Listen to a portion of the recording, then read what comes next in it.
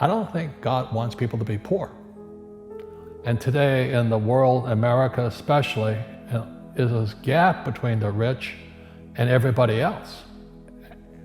And I know the game of the rich. You know, my rich dad taught me, you know it because you're the banker. The game the bankers and the rich play is different than what they teach you in school. And that's the story of Rich Dad, Poor Dad. You know, my poor dad, PhD, stands for poor, helpless, and desperate. They don't know anything about money. And they're teaching our kids. And my rich dad was an entrepreneur who never finished school. I grew up in Hawaii. So all of the pieces of the puzzle, and when Fuller scolded me back in '83, the pieces of the puzzle and my life started to come together. And I understood what he was saying then. You know, he says, well, maybe we should stop ripping people off. You know, it might be a good thing.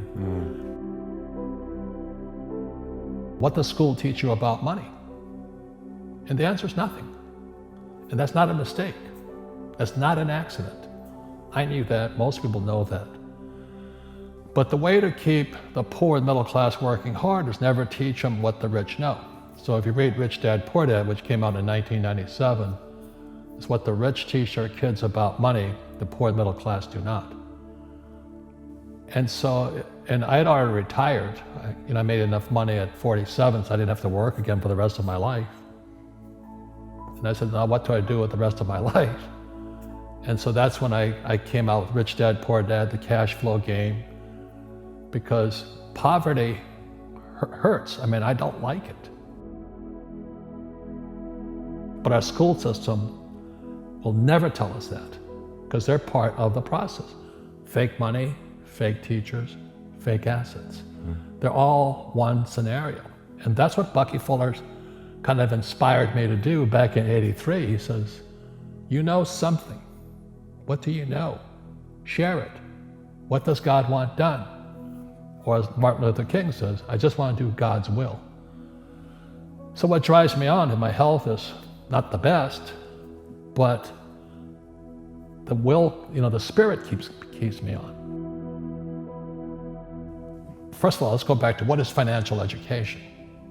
It's not get a job, work hard, save money, and invest in a well-diversified portfolio of stocks, bonds, mutual funds, and ETFs.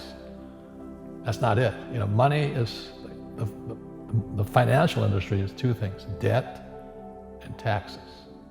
Debt and taxes, and that's where fake starts. 1971, Nixon took the dollar off the gold standard, and the US dollar became debt.